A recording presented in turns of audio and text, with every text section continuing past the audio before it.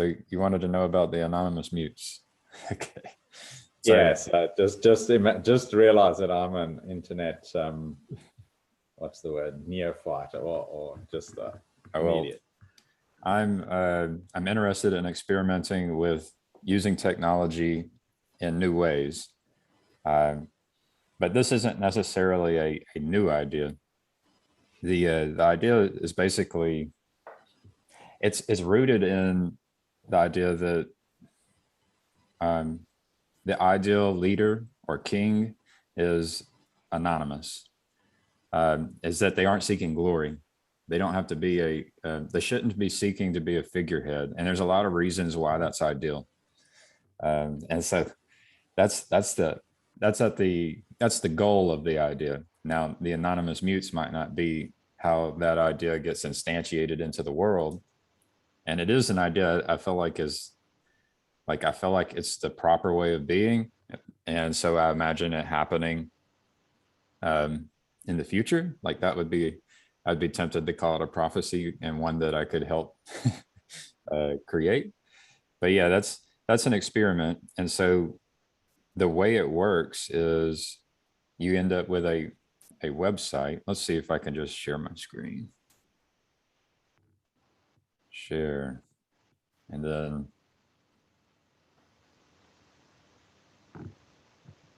I've got, oh, let me check out.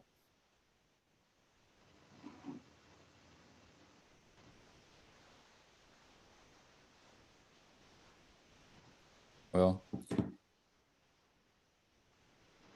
so I've got anonymous mutes. That's what I was playing with. And so this is a link. And so this is the secret. So Okay. Let's see. Actually, this secret is no longer valid. If I hit it, well, I thought it was no longer valid.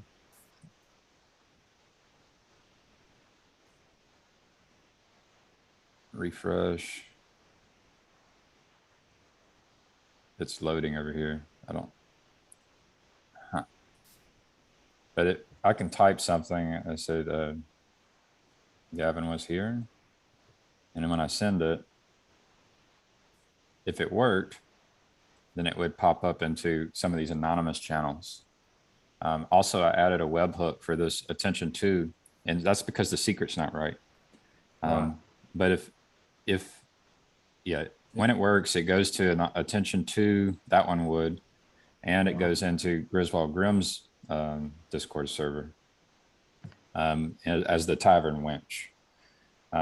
But yeah, that's basically the idea. And so this will allow that. I tried to explain it to a coworker. Like he said, me and my friends use WhatsApp. We have 30 people who talk about politics. And he's like, why should I use it? Why should I use this kind of tool? And I told him he should use it if he's serious about solving important problems, right?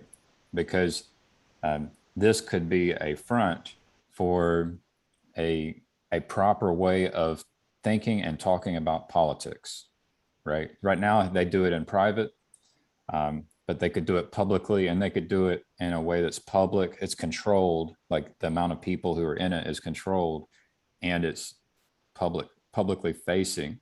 Because if you start saying things and sharing ideas that threaten the power of people who are in positions of power, then you can become a target.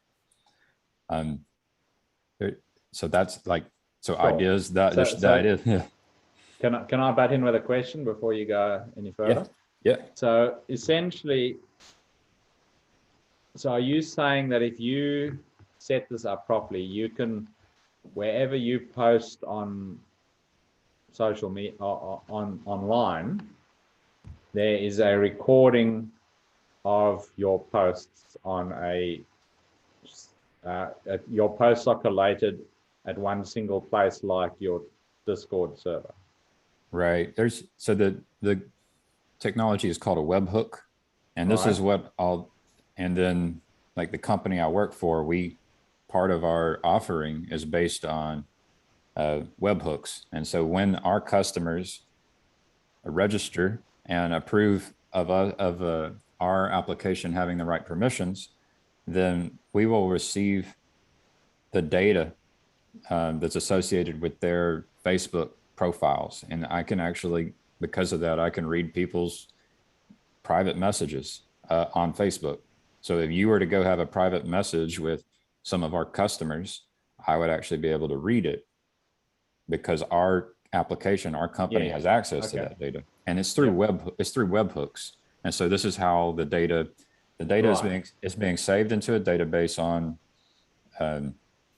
a server, and the data is being pushed to other servers via webhooks, which basically a webhook is just a URL here that points at another server. So is that webhook only collected from your postings on a previously agreed site? So it's not capturing all your comments from, let's say, your personal laptop onto a webhook. What's the scope of the hooking, I guess I'm asking? So that's where you depend on the expertise and the honesty of the people who implement it. So like anybody who use, but the only thing that I can capture is things that you enter into the website. But one way, if I wanted to trick you, I would encourage you to click a link that would download software onto your computer such that then I could capture all of your keystrokes and like I could get your password. Those sorts of things. Yeah, that's a technique. Like, and even there's some hackers that will go hack into other people's websites and then put their own key loggers. There's different ways to do that. So you do depend on the integrity of someone like me, and the capability of doing it securely. Now, one thing to keep in mind, since it is a teaching moment, is did I close it? Yeah, so this says not secure. And the reason it says not secure is because it's to a direct IP address of my server.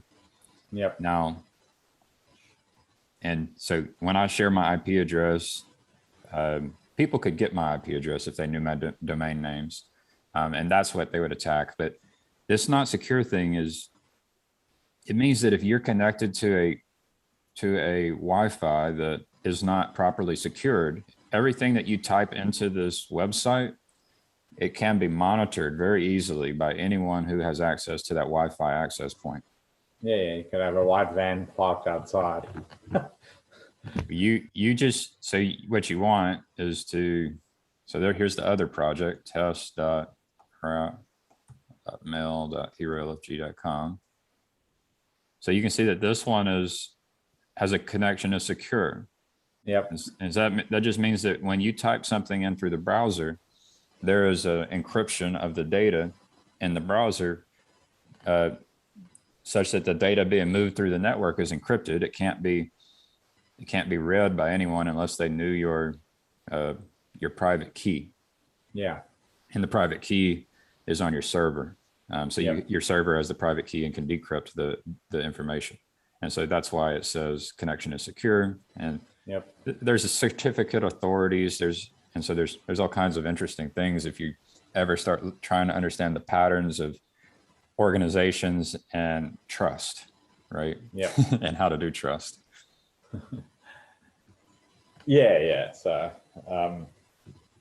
but so I mean, that all goes back to the goal. That one goal is the reason I'm playing with that idea. So what's your opinion of the current state of trust out there in the world? Fairly, I would imagine within in groups it's probably quite high, and within out groups it would be rated pretty low, would be my take. Well, I'll show you something else. Let's see. So here's Jacob's ladder. And Jacob said something the other day here. He said, we are all here because we see a lot of not only incompetence, but downright corruption. It is easy. Eating away. It is eating away at our society. People are justifiably distrustful. I hope it is perfectly clear that I am just as much worried about corruption and negligent administration of power as everyone else here. But the solution is not to stop trying to find trustworthy people. It is to secure our distributed cognition, to earn each other's trust and extend that trust in competent ways. So that's, I told Jacob said that in one of these other channels. I said that should be pinned, and he added it here. I told him it sounds like a good mission statement. That's a good mission Yeah, statement. sure. Yeah, but I mean that's just old-fashioned. That's old-fashioned values, right? That's what your grandmother knew that. Except we have the internet now. Yeah, yeah. So how do you do it on the internet? And how do you do it in a world where you have leaders that are supposed to represent thousands and tens of thousands of people? Look, I'm agreeing with that sentiment 100%. I'm saying it's an old-fashioned value. It's a bit like Jordan Peterson. You know, his rise was pretty much, he was telling us things the world knew, and then it forgot that it knew it because of the internet. Well, I think that like a Jewish community, I think they have a tradition of outsourcing their cognition in a certain way and trusting people. Like I read a book on the speed of trust. I think it was by Covey. And he talked about kind of an advantage that Jewish people will have when they network with other Jews, because there's a cost that you can be avoided, and there's a benefit that can be had when you are trusting properly. Yeah. Right. And so, I think the claim or the research would be that the trust networks within Jewish society has allowed them to do things that other societies have not been able to do. Yeah, so. And to a large extent, I've been interested in the Jewish history. I'm no expert, but I've read a bit about it and been fascinated by their history. And one thing that comes to mind is that this is a community of people, certainly since the last time they were scattered abroad from 2,000 years ago by the Romans, is that they have essentially been outcasts in foreign lands, and group cohesiveness and trust within the community was vital to their survival. And having a common enemy is an unbelievably powerful uniting force.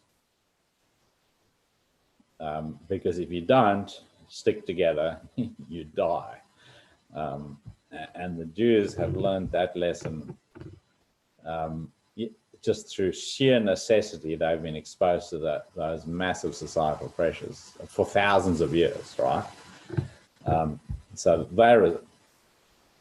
they're a special case. I don't know if they almost feel like a unique case in a sense, but whether they are or not, I don't know.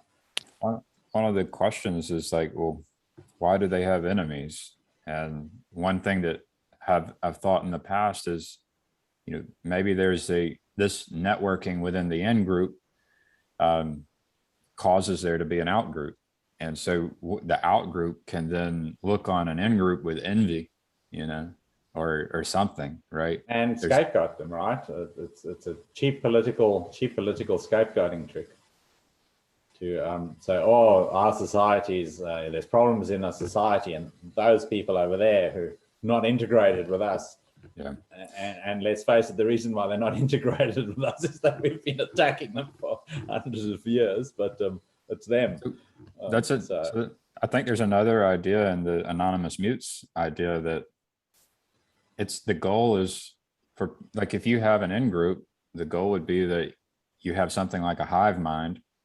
And there's a process by which you get into an in group, and then there would be the opportunity to teach the world and show the world how to properly be, the proper way of being, but do it in a way, ideally do it in a way in which there's privacy and uh, and transparency.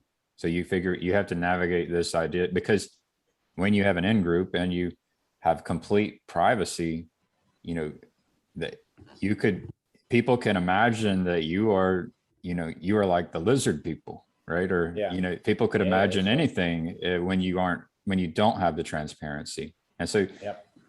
there's also another idea related to like nuclear weapons. Like, it'd be nice if all the materials used for nuclear weapons had a level of transparency and privacy, such that, a process or a protocol could allow you to look at, for example, where were the nuclear submarines X amount of, I don't know, years or months ago. So you could know that there were the proper procedures in place so that everything was being tracked.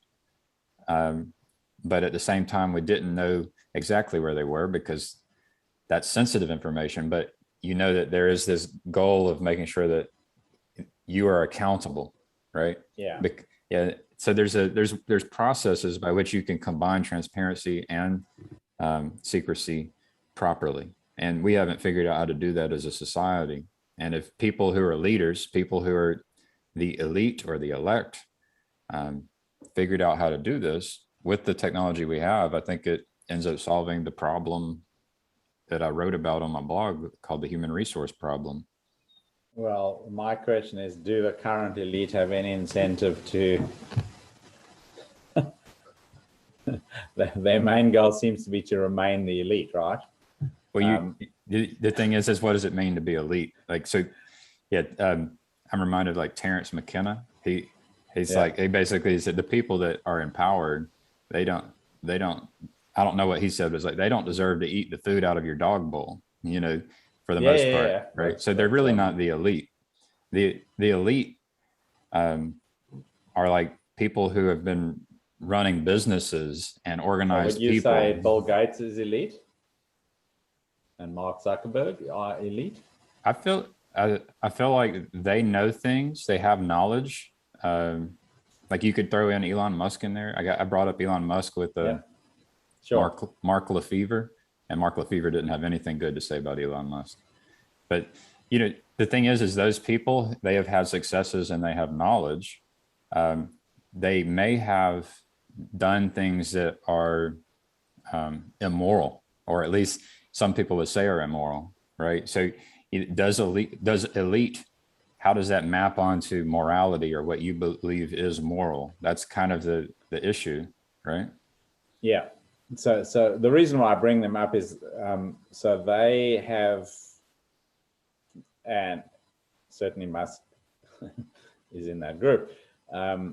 So they have, by the current system, they have risen to the top of the hierarchy in terms of personal wealth generated through the provision of public goods. And we can argue about what are public goods, right? But let's just leave that in inverted commas and not argue about the term. Yeah. Is that they have so certainly by that definition, they are elite, right? In that they have reached the top of their hierarchy as measured in personal net worth. And they haven't been locked up in jail for breaking laws yet. So, I mean, the thing is they have a public identity. They are known. So this is a reason why it's good to not seek glory and to have anonymity. Is the people, they may have been or may be good people, right? And there are bad people who can do things like ask you, how much do you love your children, right? Well, read this and you let me know how much you love your children, right? So that's the problem with having your identity be known, right? Is that all of a sudden bad people can use these certain kinds of techniques to get you to do things that you wouldn't have done otherwise. That's an attempt to look at these people and say they are good, but they have had bad dark forces like cause them to be forced into decisions they had to choose between sacrificing themselves or the people they love. I mean, that's what it comes down to, whether it was like an actual human being or it was like a spiritual force in your mind, it's like, are you willing to sacrifice yourself and others and your comforts and your pleasures and your wealth for other people? And how much so are you willing to do that? Yeah, sure. So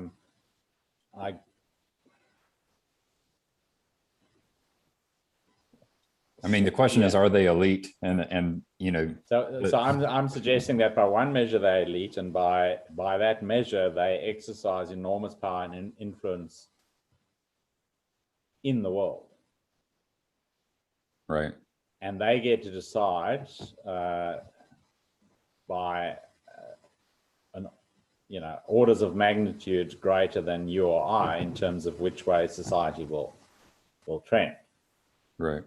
because they can actually move and sway politicians. Well, I think it's the politicians that might be trying to move and sway these businesses. I don't know which one. There's like an inversion maybe of who gets to And, push and and sway I'm not who. even sure that it's. And in politicians, I want to break them into various categories, because it seems like there's some politicians that come and go, and I want to categorize them differently to the ones who have always been around. Yeah. And in amongst those politicians, I want to highlight the bureaucracies that sit behind them as actually having more power in some cases than the politicians, because those people never change. They don't get elected.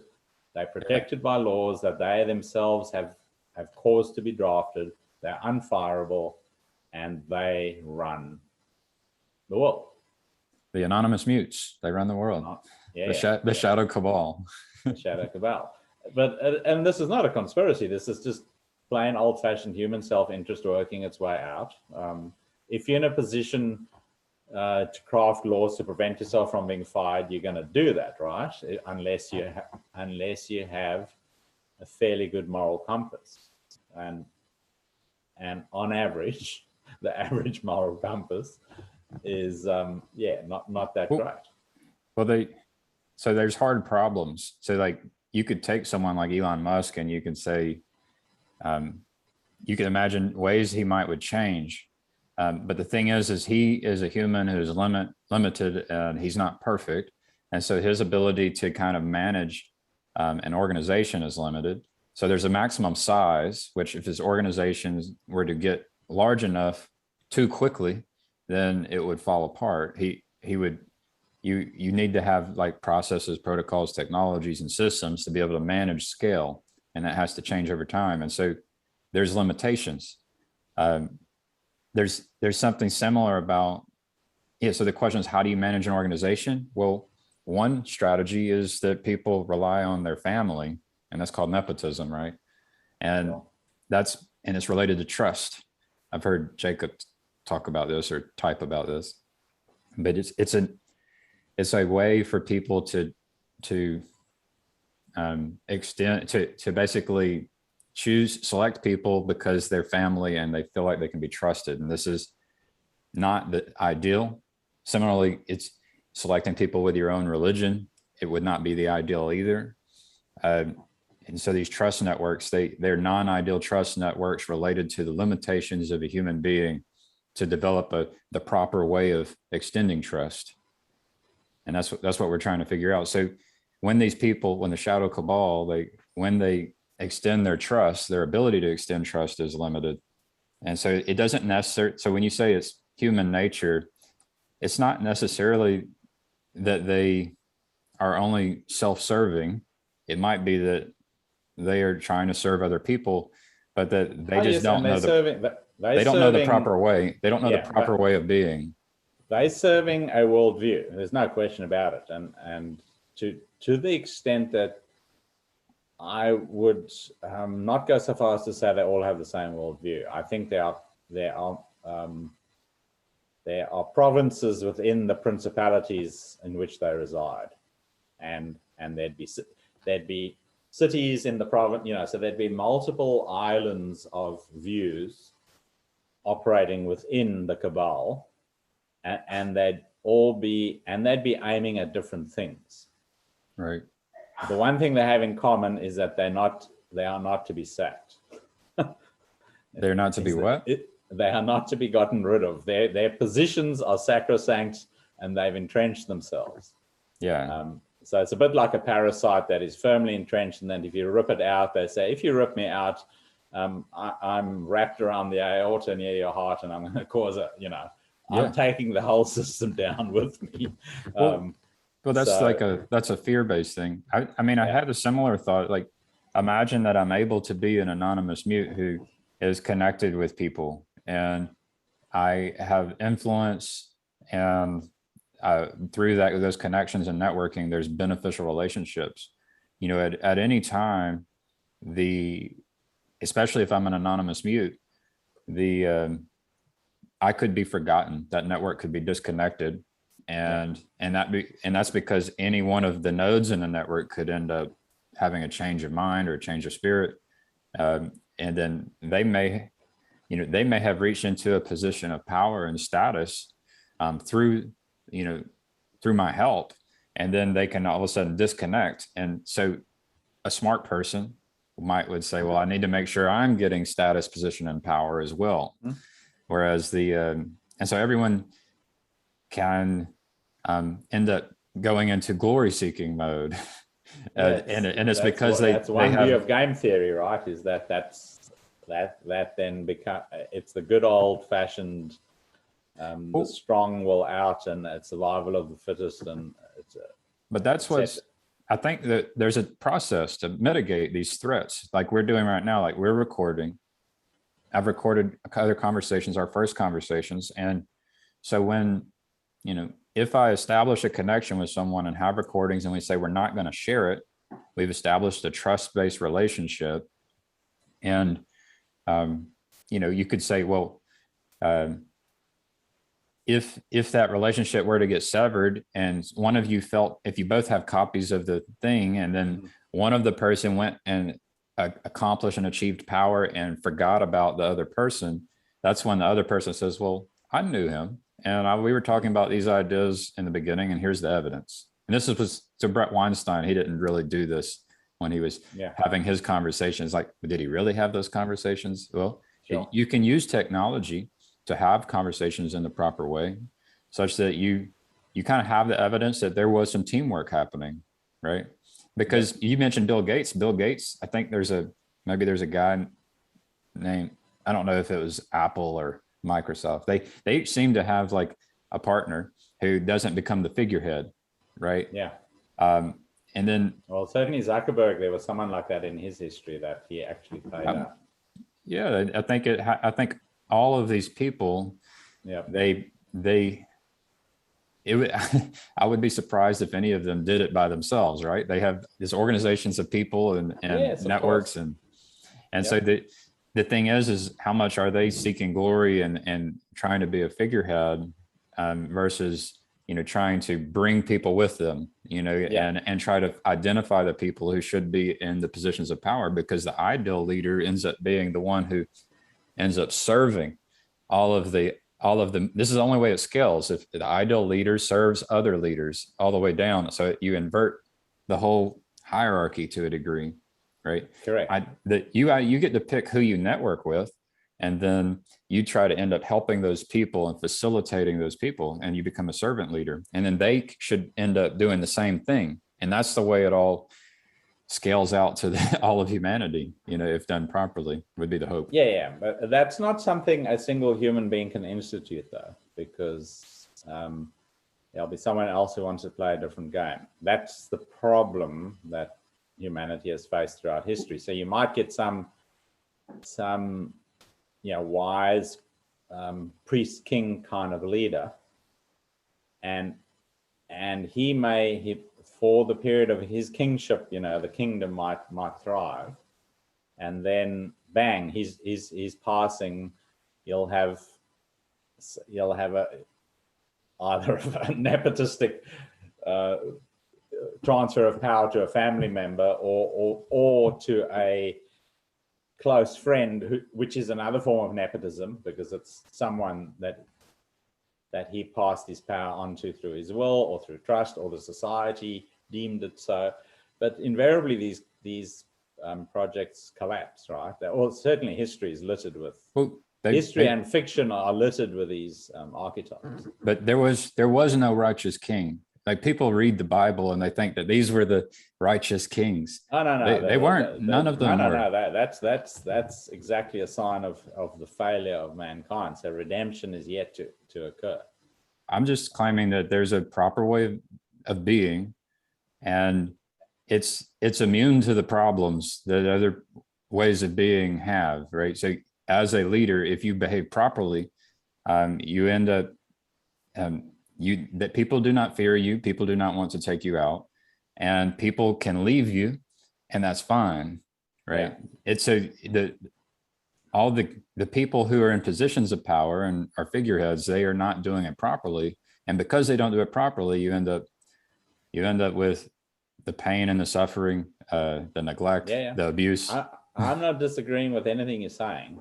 The only thing I guess that both you and I and anyone who may listen to us jabbering on would have is how do you implement it?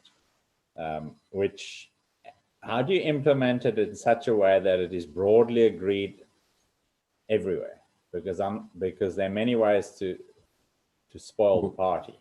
Well, you've got like, I think it gets down to money and currency, and because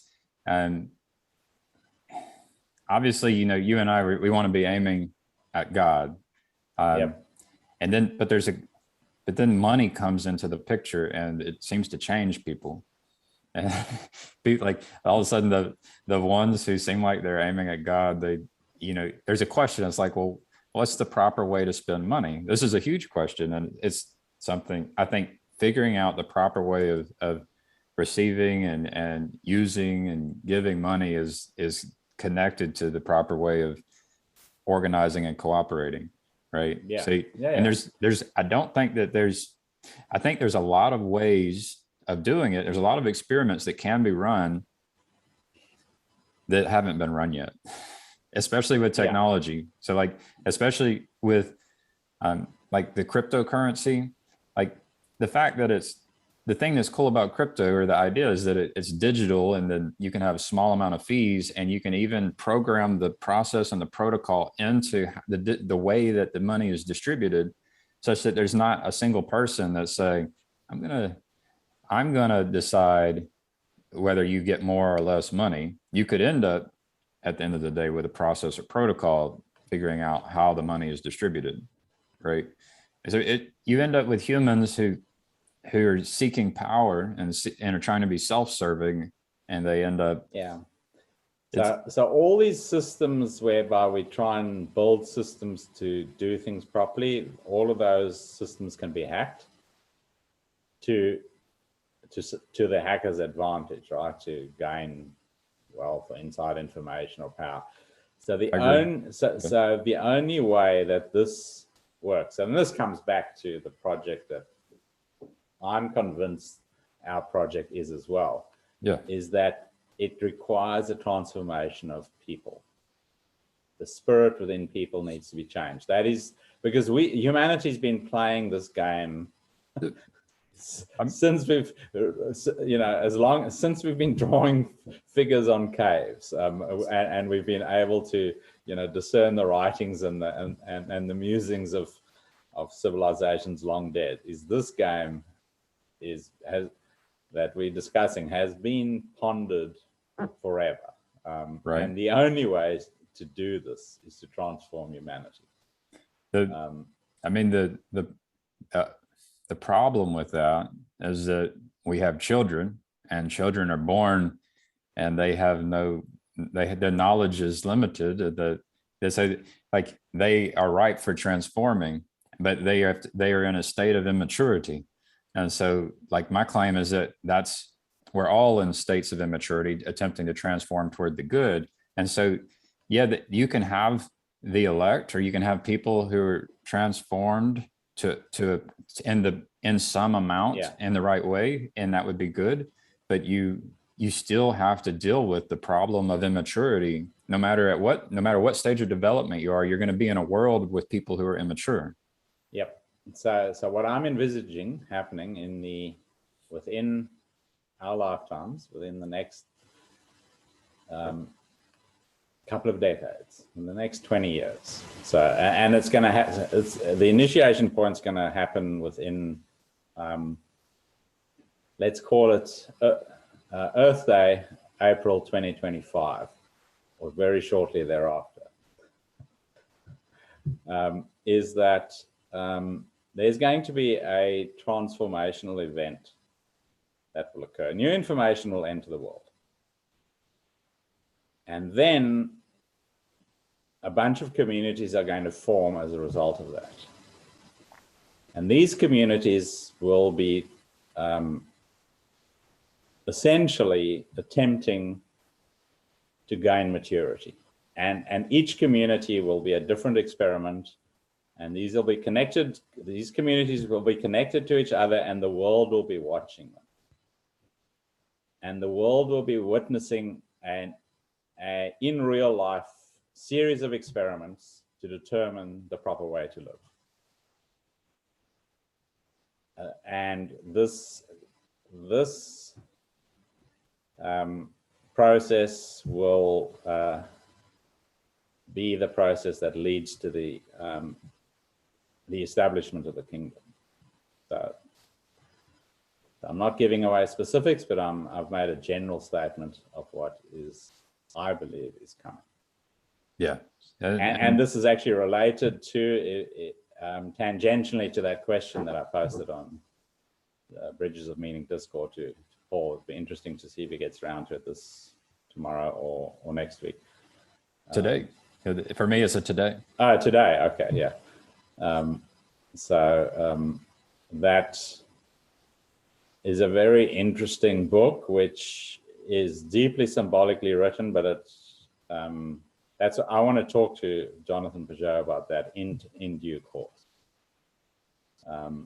But first, we have to progress some distance towards demonstrating the convective heat engine. Right. Well, I like I agree with the idea that there should be experiments, right? Because, yeah, the ideal way is that you have many communities attempting to run the experiments, and then there's, you have theories about the proper way of being, and you run experiments. Ideally, they're informed, so you're not just they'll be working from the same playbook, but they'll interpret it differently. And then the evidence will lend toward as will be proof, of whether the experiment was better than the other experiments being run. And everyone will learn from each other and share what they've learned. Well, and then the thing is you're going to have immaturity, and so you have to have systems for dealing with immaturity, and the businesses like Bill Gates and Microsoft and the companies, they have a strategy already where you end up providing incentives for people who can hack the system. You encourage them to do it through the proper outlet, and then that way they find the vulnerabilities, they get rewarded for finding the vulnerabilities, and then the system updates and then can release the information saying this was our vulnerability found by whatever it got. They got the reward. It was mitigated and improved, and that's the ideal way. Sometimes that's the role of what is called Hasatan, or the Satan in the divine council. He's an accuser and troublemaker to test whether people stumble or not. So in the book of Job, that was an authorized attack to test Job's righteousness, in a sense. So that's the ultimate hack, right? Is a spirit coming to mess with your head to see whether you crack or not. Yeah, I feel like I get tested in my dreams. I try to interpret my dreams, and sometimes it's there to teach me. Sometimes it's there to test me. And then sometimes I feel like I'm actually in a different time and space, having an impact in a different world. So Yep. it's Yeah, the I get tested in downtime, idle time. That's when I'm most vulnerable. yeah, that Um, that that that makes sense. I think I've had that yeah, happen to me as well. yeah.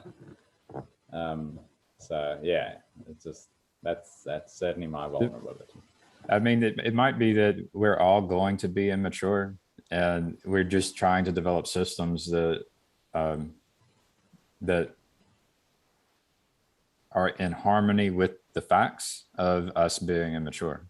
Yeah, and provided that you live in a community that is accepting of immaturity as a state that we're all are in to varying degrees, and that the community is there to pick you up um, and support you when and that these petty egoic um, things are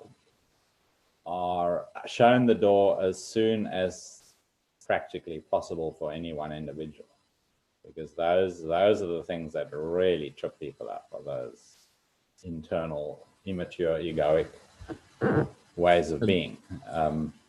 It's nice to have a place for the people who are immature, uh, so that they can continue to do a practice or to do practices until they learn. Yeah. That seems like where we are. That seems like the definition of this reality, in my opinion. Is I've got a lot Well, of I mean, the ideas for world what is, this reality is, and that's one of them. One of the possibilities is that this is a simulation for us to learn the proper way of being before we enter into the real world.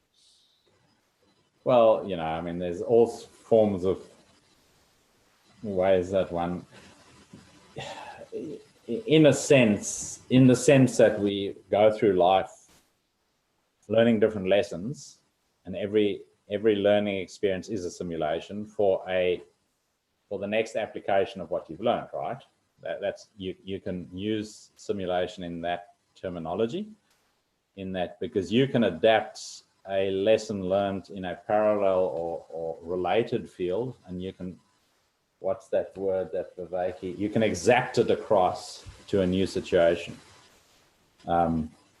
So it's a similar pattern applied to a new situation. I think that term that John Viveki uses, exacting it. Okay. And we, because we have this amazing ability to to abstract, we have an amazing ability to exact patterns from one situation into another situation, and that's ultimately what that's how the CHE came into being. There was nothing new there. It was an exaptation of existing patterns into a new, just moving puzzle pieces around and forming a new picture. It was all very very old, very well understood patterns that were just rearranged, and that was an exaptation. Right. So yeah, I mean, so all technology is fundamentally based on the mimicry of nature. That it doesn't work without nature. But then you can, from that, you exactly. can develop things that nature hasn't. Well, it's hard to say that nature hasn't developed it because we're a part of it. But we get to do novelty. I've heard another one. Terrence McKenna said that we're a novelty engine. This is another interpretation of the world we're in. Is that this world is supposed to generate novelty. Like I could imagine that we are the artificial intelligence and our creator. One of the goals for our creator was to generate novelty. And so whenever that last video that Paul Vanderklay released, he focused on Griswold Grimm, is that and it was basically talking about his conversation with Hyun Shu, is that there's this there's an interior and an exterior, and there's an attempt to like have a relationship between those. And my thought was that we are one explanation for this reality is the relationship we try to have with the creator is that we are kind of like in an interior, the creator is in an exterior, and we're trying to develop that relationship to connect them. And he was describing it in terms of the artificial intelligence that we are creating. And there's a separateness between what we create and between us. And it just made me think of the reciprocal pattern, or that we are part of as well. Like it's like we are the AI. We're like the AI we've created, and the creator is like us in terms of our relationship with the AI we created. I mean, the AI we've created is pretty pathetic, really, so far, because we can't create something like us. We can only create something inferior to us, because you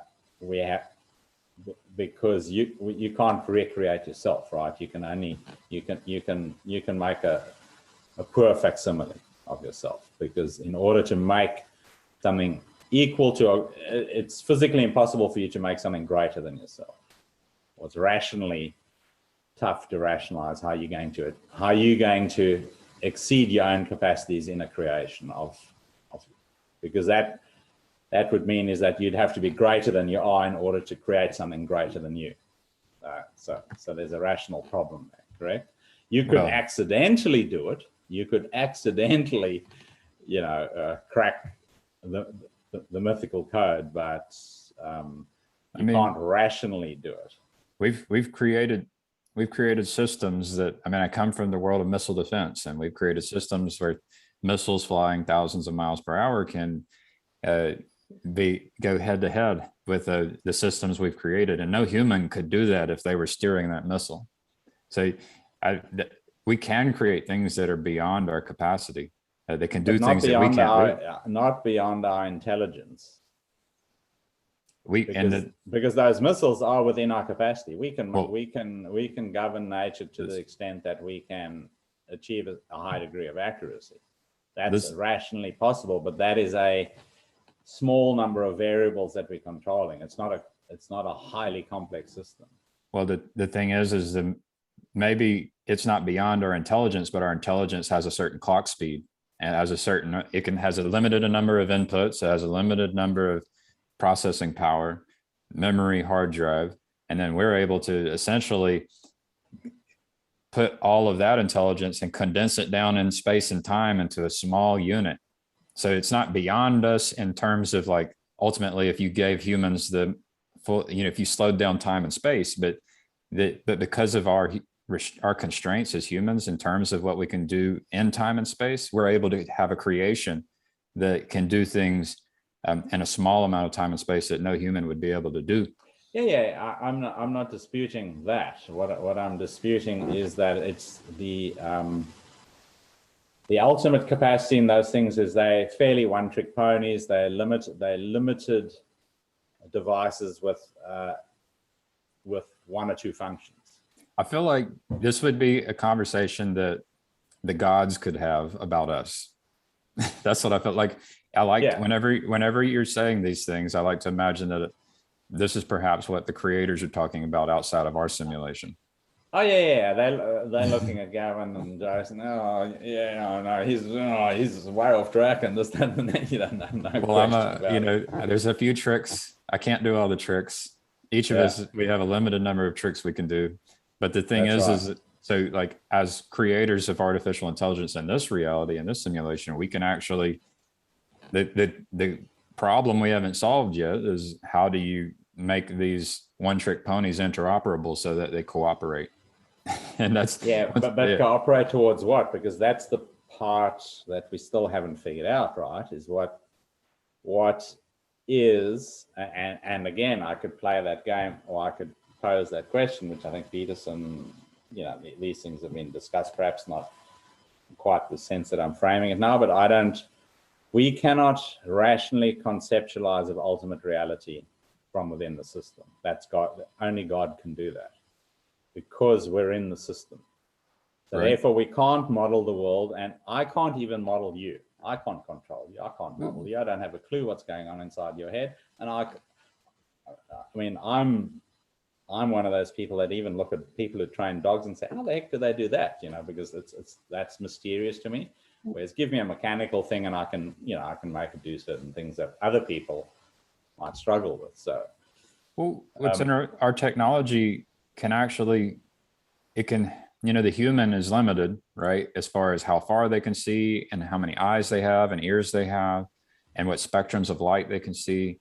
And then, but the machine can actually have more eyes and more of the spectrum and more of the sounds. And so there may be some things where the metaphor it doesn't work when trying to map our creations in our world with, us as a creation and whatever's outside of this world that we're in. Right. So like, I don't get maybe when I dream, I get to peek, and maybe there's a technology that allows us to peek outside of our reality and be able to see the world of God, but we haven't figured out how to do that yet. Yeah, and God forbid that we ever would, right? Because that's a door that needs to be one way in a sense, because the person that controls that becomes what was that Marvel movie where the guy collected the stones and wanted to wipe out half the people in existence because that was the right thing to do because resources were running low. You don't want man to play God because we're not. Yeah, I think we've kind of shown that history has taught us that's not smart. And that's what we have to be careful about in creating technology, right? Well, so we don't. Yeah. So I mean, to talk about Elon Musk, he's I don't know, he's got something like 1,700 satellites in low Earth orbits with plans of getting in excess of 40,000 of them. His beta testing of 1,700 is almost complete, and then he's going to be launching the remainder as quickly as possible. He's already tied up agreements with Google, so now you have two massive entities combining forces to essentially control information in the world, et cetera, et cetera. So, those godlike powers have been unleashed in some senses, and we're entering very interesting times. Well, so our creator gets to, I would imagine, gets to select and elect, the people who can peek outside of this reality. But correct. we as creators, we don't have those kinds of controls in place, or at least within my bubble. I don't have any power over that. Hopefully there are people. You don't have it, but collectively, so people like Google, we give power to Google, right? By using them. I hate this word "we," but I get it. Yeah, we as in some amorphous group of people out there buy stock in Tesla and SpaceX, etc. So Musk is only there because of other people's desires for the fruits that he's promising to offer them. This is why there's people who are against Musk and Gates and all of these people. It's because it's actually not a we. They have their supporters and detractors. Well, it's not a we. There's an inside group and an outside group, and Yeah, you and I are actually on the outside, or at least I am. No, it's we're the trigger for the coming. So at the moment, the world is at the moment, the world that we live in is totally fragmented. So you've got principalities of different sizes scattered the globe over, right? From you a principle of one and me a principle of one. Our little project is a principle of 4 actors. Hopefully it's going to grow. But the world at the moment is just, and you're involved in multiple projects. So you have fingers, you have interests in different little principalities.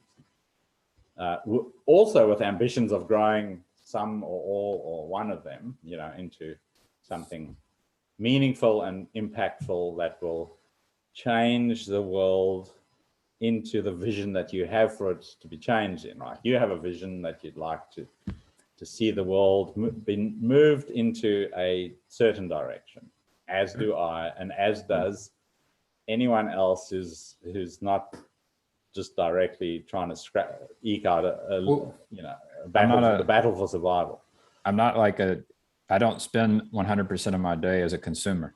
I'm trying to be a producer, right? Yeah. So Yeah. I want to be someone who transforms, because I basically can look at everything and think about ways that things could be transformed. And Yeah. maybe that's for the better and maybe it's for the worse, but Yep. I definitely have an imagination. So the big problem is this notion of in and out, right? So, and at the moment, the world is fragmenting further. So this is a sense we have certainly of the West, is that the West seems to be fragmenting and disintegrating, as everyone's out there pointing fingers at everyone else and accusing others of being headed in the wrong direction. And to my mind, this is a function of the individualist worldview that we fostered in the West. And it's also a function, I really liked Paul's video where he brought Jonathan Sacks's, I don't know if you saw that video, where he brought the chief rabbi from, he's passed on, I think, but Jonathan Sacks made a reference to the way that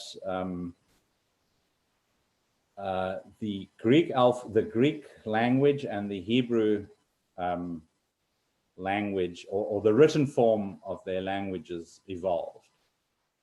And so Hebrew is a writing system without vowels, and the Greek writing system initially was without vowels, and then it incorporated vowels. When the Greek alphabet had no vowels, they also wrote from right to left, just like Hebrew is still written. Then for a period of, I think it was about 100 years, when the Greek developed vowels, they wrote like a snake. So they'd go from right to left and then continue, from left to right, and then continue from the right. So they'd sort of do this meandering down the page. So you'd follow this thing. And then they ultimately settled on the left to right pattern that the modern world, not that I don't want to call Hebrew modern, that the most of the world has adopted.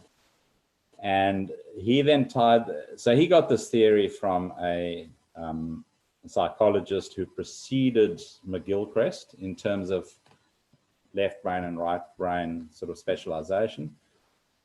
And he was suggesting that the direction in which you read engages different hemispheres of the brain, and that the scientific worldview emerged out of Greece once they developed their new alphabet, including the vowels, and Greece birthed the modern scientific worldview, and the Hebrew, the Jewish religion is a right brain centered, so therefore left hand centered worldview, because they read in the opposite direction. So when they're reading, they're engaging the opposite hemisphere, which is where your religion and worldview. So essentially, your left, you've heard this, Ryan, you've heard McGilchrist's theories, have you? About briefly. So basically and this is a vast overgeneralization, because there's cross-functionality between the brains, but just don't argue about left brain and right brain, because that's just a broad picture. But essentially, your conscious mind controls your right. If you're right-handed, your conscious mind controls your right hand, and that is your rational, task-orientated functionality resides primarily in one hemisphere, and then your left hand is engaged with your peripheral vision, which looks at the whole picture. So one form of looking at the world is task specific. It looks at the narrow focal vision of what your actual current task is. It's goal directed, driven by rational processes. And that's an oversimplification, because some of your rational processes have been automated, right? So if you're a tennis player or something like that, you practice until you've automated muscle memory and what have you. So that's an oversimplification. But so this is the argument. I'm not saying it's 100% right, but it has some truth to it, I think, or some useful fruit to glean from it is probably the right way of looking at it, because one view looks at the world in an atomized state, and another view tries to integrate all the atoms into one complete whole. Because if you look at the world in an atomized fashion, you have atoms separate from each other. You and I are separate. But if we live in the same world, we're united by the fact that we occupy the same world, and therefore we're not separate, because your future and my future are linked, which is the sort of right hemisphere. In other words, what view will make us both flourish? Which is why love God first, because now it takes ego out of the picture. We have someone greater than us looking out for us, and then love each other. Well, on my path of maturing, one of the steps was the recognition that I was the result of the love that other people had showed me. Yeah. And it's not just love. I mean, whatever other people have expressed shaped who I am, and the loving expressions were the ones that were most beneficial to me. And so it wasn't even. It was at that point that I started to become less self-centered or less self-serving. Or it wasn't maybe at that point, but that was a step in me becoming less self-serving. So I don't necessarily say that you have to start off by loving God. It's probably just start off by recognizing the importance of love and being a force that transforms, right? And so that was, but it gets you looking, instead of being focused inward on the self all the time and being self-serving and other sacrificing, it will get you into, I'd say you can even use rationality to do this. I'm not against the people who say that, you should not rely on rationality. If you're serious and you use rationality, you begin to connect the dots in that path too. But most of the people who use rationality aren't serious. They're not serious about the rationality. Rationality does work, and it's just. I'm not saying it doesn't, because we use it every day, right? I mean, I think I can have a rational conversation with people and lead them to a lot of the conclusions I've made, right? Some of them, though, it requires them to be willing to step back and allow for life to shape your experience. So the experience allows you to learn things instead of just learning things in books and learning things through words. So some people don't want to allow their personal experience to shape their views. They think that's irrational, and that's a mistake to think that's irrational.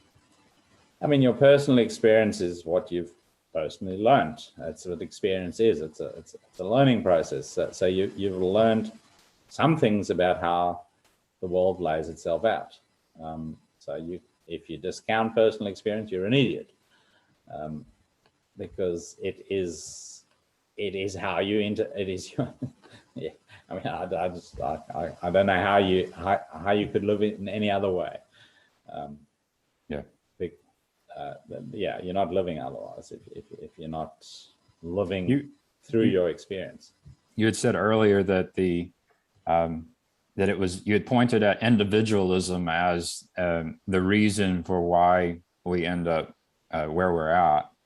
And I just wanted to push back on that idea that I think the reason where we're at is because of something like democracy, or this is what it boils down to is people, they can do things like they can say, I want peace on earth, and I voted for whoever. And then they think they're done. They think that that's all they have to do. And so it's really not individualism, it's laziness, and it's a lack of seriousness. Like, that's what it really is people aren't serious and people don't care. They want to be comfort seeking, self-serving, other sacrificing people, right? That's what most people are doing. That's the immature state. Yeah, right? But so I'll push back a little bit on that. So I've been through, and I think I think last week we discussed sort of similar paths in that, I went through an atheist phase and then an agnostic phase. And then I stayed in the agnostic phase for almost 20 years until I had a personal experience in which woke me up to say, hang on, the reality that I assume to be doesn't work. What I've just experienced doesn't jive with the reality as I assumed it to be, right? So that then you then have to reorientate yourself. So, and that's what led me to Peterson. So I believe that most people, so I'm going to make a broad generalizations here because I just don't know. So some people might have had similar experience and chosen to ignore them because they weren't in a position to act on them. I was in a specific position where I had come into some money and I had some means to not be focused on my mere survival in order. So I could attend to trying to solve this problem. I had some means to attend to that. So my family was materially taken care of. So I was blessed in that sense. Other people might have had similar experiences but been unable to give it sufficient time, or they lived in a different time and didn't have the same resources or whatever. Yeah. So I don't want to categorize, make assumptions about people whom I've never met. However, I think a lot of people have fallen into some form of spiritual agnosticism. So they have to be spiritual because that's what we are. And even Sam Harris is spiritual. He has a worldview. He just doesn't want to. He's playing verbal tricks to avoid dealing with a question, I believe. But human beings have to be guided by a worldview because, and Viveki's work was seminal to me in just making that obvious statement. You have to be guided. You have to have a map in order to operate in the world. And that map is by which you guide and you update your map through life. And that map is your religion, crudely put. Without a map, you can't operate in the world. So Peterson and Viveki have given me the language to discuss these things. But I think most people, they've got mortgages, they've got children, there's an alcoholic in they've got all sorts of drama in their lives, and they're just battling to, put one foot in front of the other, or are directing their goals at gaining material wealth. So focusing on what I would say in a judgmental fashion, they're focusing on the wrong thing, right? So I think the world is fragmenting. The West is fragmenting because we don't have a common vision. Just is that a wrong statement? What's your last statement? The West is fragmenting because we do not have a common vision. We don't know what we're aiming at. I think the world is fragmenting because we don't have a common vision. I don't necessarily, it doesn't seem like the right sentence. And then it doesn't seem right because I don't think that fragmentation is necessarily a bad thing. No, I'm not disputing that fragmentation is a bad thing. Fragmentation is a bad thing if you're in the good place and then you don't recognize it, and you fragment. That would be a bad thing.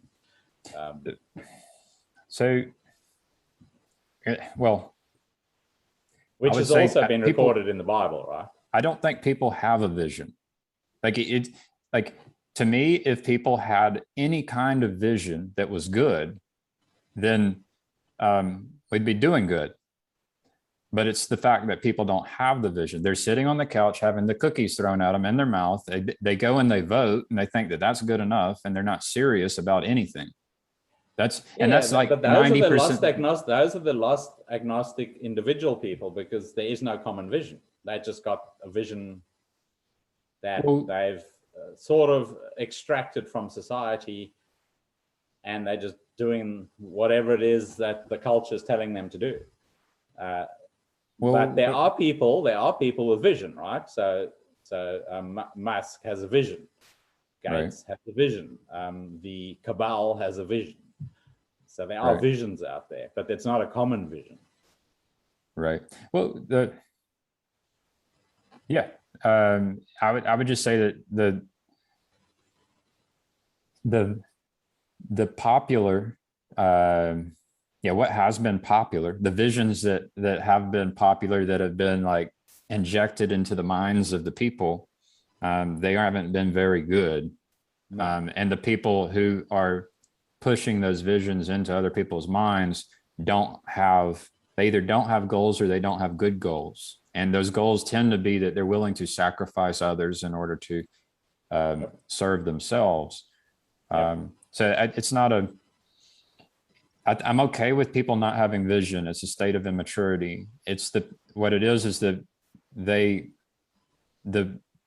are not being injected with vision, or they aren't being influenced by people who have the proper vision.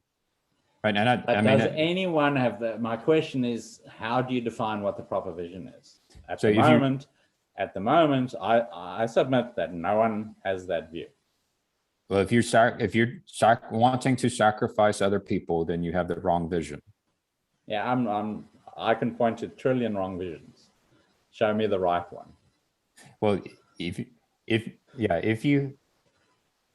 I was recording the other day, and the thing is I could record my whole life and all my thoughts, and at some point it's like I feel like I'm wasting your attention, right? But the thing is there are people who are feeding on your attention, and they are sacrificing you with their sharing of what they are doing, and that is wrong. And it would be better to just live stream my life, whatever work I'm doing and that I'm trying to do good, because I've integrated myself, my secret sacred self, I've integrated it in every aspect of my life, and I try to do it even in my dreams. And if people did that and live streamed that should be the thing that people are giving their attention to, more so than what they are giving their attention to today, right? That's surely too much information. I mean, how the heck do you discern? How the heck do you then extract from there what the good is? I mean, that's what you're doing. You're embodying the good, and you would be live streaming the good. And when people consume content, they would be consuming the good, as opposed to the thing that consuming the content that comes from people who want to sacrifice you. But so how do you, so then how's the algorithm? How's the algorithm going to extract from that and then not go to PewDiePie or? So how are you going to connect the consumers with the live streamers and get the good ones sorted from the bad ones? Something's got to make that decision, right? There are videos that are popular, and they're about transformations, and it's about people doing good work. And you can go look at lawn care. There's videos where people are transforming these lawns that have been neglected, and they come in and they transform it, and they have video of the process, and then they get 1 million views in a day or two. And there's another guy, his channel is Post 10, and he goes, while it's storming, he has his rain suit on, and he goes and he starts clearing out drains that's causing flooding, where cars could have car wrecks, because the people who are supposed to be responsible for that work, because you went out and voted and you pay your taxes, they aren't doing it. And so you have someone who's doing good work and recording it. He's recording it because he thinks that drains with funnels is fascinating, and that people are dangerous when they're going through these puddles. And his personality he's attracted to the funnels, and he can't stand the danger, and he's going out and doing good work, and he recorded it, and he'll get millions of views. And so you you start generating the proper way of being and producing that and sharing it, it can gain, people find themselves in that place, and you can read the comments and you can say, so I've been surfing YouTube and I arrived here and I can't stop watching, right? And it's better than anything you find from the major networks that are trying to feed and sacrifice people. They're feeding on the attention, producing fear. They're feeding on the fear. This is what the dark entities do, is they feed on fear. And they also feed on this thing that makes you feel like you're insufficient, like you need to become a better person. Those are the advertisements where they want you to feel like you're insufficient and that you need this thing in order to feel sufficient and to feel better about yourself. So I didn't get those two ideas. I got those two ideas from Russell Brand. He called it the truths. He did the truths. And he would just open up the newspaper and he says, oh, there's fear, there's fear, there's fear. Oh, look, they're trying to make you feel insufficient. They're trying to make you feel insufficient. Russell Brand has crossed my, I'm possibly not watching him every day, but certainly every other day. And going back through that guy's life is quite interesting to see where he's ended up. And you're almost watching him grow online, right? Or publicly transform himself. That's what leaders should be doing, is they should be live streaming their good works, which include the transformation process of becoming a better human. It's something, it's like, it's the reality show. It's actually a real reality show instead of the deceptive ones that Paul likes to watch with his wife about, the people finding someone to get married to, The Bachelor and The Bachelorette and those things. I mean, I wanted to just point out that you had said that you went from atheism to agnosticism to where you're at. And I just wanted to point out is what it is there's a pattern. You shouldn't call it atheism, and the thing you're at now, you shouldn't really call it whatever. What it is but the agnosticism is kind of like the place you can go to in order to, you want to observe the thing that you were doing, right? So that atheism, what it was a collection of beliefs and a map, right? You retreat into the agnosticism. You try to attempt to allow all the maps. I saw that as a humble position to take, is I don't know. In fact, I perhaps became a little bit arrogant, sorry for interjecting. I possibly said, I can't know, which excused me to remain in that state for so long. Well, that was another map. Yeah, sure. I'm not disputing that characterization at all. But when you retreat into the agnosticism, the proper way would be, maybe I can't know, maybe I can know, I don't know. Yeah. It's not, I can't know, because that's just another map. And so what you're doing is you're going from a state of belief, which Sam Harris has, into a state of non-belief. And you can't do this all the time because you're saying that you need a map to operate. But the thing is you don't need to be operating all the time. You can retreat and not operate. And some people call it meditation. Well, my agnosticism was also a form of belief. Every one of them was a form of belief system. So it wasn't even agnosticism. No. So essentially what I said is that, so this all related to this three-letter word God that we bandy around. So as a young child, I believed what the world told me, that there is a God.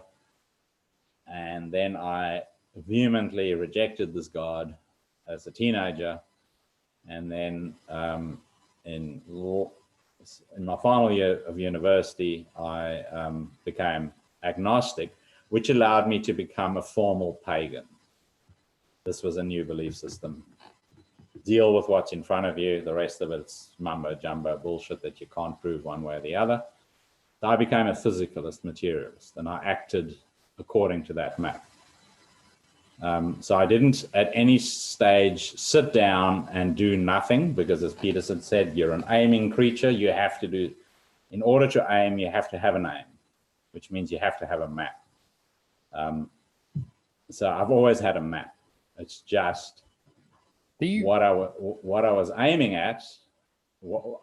I changed maps. If I dropped you in the ocean surrounded by sharks that wanted to eat you, do you need a map? Yeah, you need some kind of, you need to come up with a plan. You need to come up with a plan to deal. My father, the reason I say that is because my father said that he would, if he was dropped in that situation, he would be fighting for his life. So that's the first thing. Is like, are you going to give up or are you going to fight for your life? And do you need a map to even figure out what you're going to do there? Yeah, What yeah. kind of person are you? That's not Yeah, yeah, like and that might those not even be maps a are map. those maps are built in, right? Those are, you have instinctual responses. Those Sure. maps are hardwired into you. Well, there are people who have given up. And so like Sure, your but first that step even is, that's, I mean, the giving up. Where does that come from? well, What makes you give up?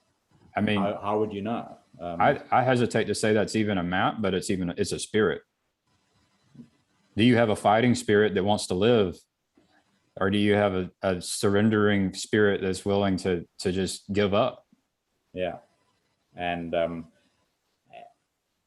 sure, I won't dispute that. I will not dispute that. But that, if I had a map that said that I've still got something great, that I've got a purpose to complete, that would affect my spirit with which I encounter the sharks.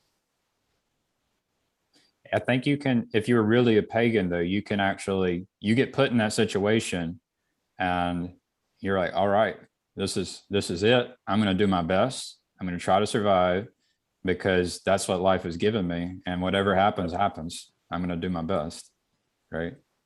Sure. Yeah. I mean, you don't necessarily, like at that point, it doesn't matter. I mean, does it matter if God is real or not? Does it matter what best economic system exists? Like there's so many things that don't matter at that point when you get tossed in that situation. Sure. Exactly. It's you know. I guess. Do you have a knife in you so that you get swallowed whole, and hope for plan A that you get swallowed whole by the shark and you can cut your way out of its insides? Yeah, like, so I guess one of the things that's confusing is you use a word. We all use words and we have to interpret the words, and then so what is agnosticism? And in my mind, it means non-belief, right? And then and so when I try to meditate, I'd go and try to go into a state of non-belief. And when I want to learn, I try to go into a state of non-belief. And so yeah, when you use the word, you're not using it the way that I would use it. Yeah. So to me, I used it in the cultural sense that I learned it, which was relating to the Judeo-Christian worldview as being that which I'm atheistic or agnostic about, because that's the culture that I grew up. So I used it in that sense. Yeah, I was raised by a dad who studied religion and he wanted to learn more about paranormal. And one of the books he had recommended to me early on that I need to probably read again is called World Hypotheses. And that book gets into just the nature of belief itself and the juxtaposition of, are you a skeptic or do you have beliefs? And so essentially, if you're an utter skeptic, you can't take a step without having the fear that the world's going to crash underneath you, right? You have some type of map to do that. So there's a balance in there. And so, but if you're trying to figure out the proper belief, and if you know why you should be trying to figure out the proper belief, it's nice to be able to identify those beliefs and set them aside and to be able to do that in your mind. That's what I do. Yeah. So, yeah. And I mean, people that, yeah, I could go in a lot of directions, but that was the thing. You had mentioned gaining material wealth, that there's a lot of people that are doing that. And you said focusing on the wrong thing. And I just wanted to say, like, when you said that, I compared it with the thing you had said before, where you were blessed. You had arrived at a point in time where it seems like you didn't have to worry about the material things anymore. And so for a brief period, yeah. For a brief period. And so that's, to me, there's a relationship there between, you're saying some people are seeking that material wealth, but at some point you accomplished a level of material wealth that then facilitated a kind of transformation. Yeah. So if I could flesh that out briefly, just to put it into context. So the situation was that I'd given up my engineering career, which I was never all that excited about. It's just that I delayed my move to the family farm. and I'd invested during my pagan phase in all my meaning on emulating my ancestors and essentially pouring my meaning into the life on the land, right? Raising my children with an appreciation for nature, how to make things flourish on the property that I'd inherited and that hopefully one day they would inherit. In other words, continuity. For me, life after death was twofold. It was, one is the land would continue with my offspring flourishing on that land. So I would, my works would continue both through my offspring and on the work that I've done on the land and the knowledge that I transferred to my children. So that was my pagan worldview. However, the land didn't belong to me. It was in a family trust. I found myself caught up in a rational process where step by step I agreed to the sale of this land. And that tipped me into chaos. And it was during this process of chaos that the transformative event started to occur, and that makes sense, right? You've been totally flattened, you're open, you're looking for new meaning, and all of a sudden it presents itself. So I was essentially in a period where I was mapless. And then I saw beacons appearing on the landscape that was winking at me, but I didn't have a map within which to place them. So I was lost. I was literally lost. And during that time, I was able to seek answers and to seek a map without having to feed my family, because the sale of the land afforded us some material wealth whilst I was lost. But other than so I had never envisaged, I in fact resisted the sale of this land while my dad was alive. We didn't want this to happen. And then family disunity entered, and in the end it was the only solution. It was the only way to solve the disintegration of the fragmentation of what was occurring in the family after my father passed away. And that's what I then ended up having to rationally agree. There's no solution here. The only solution is to give up my dream. The meaning of my life, I had to give it up.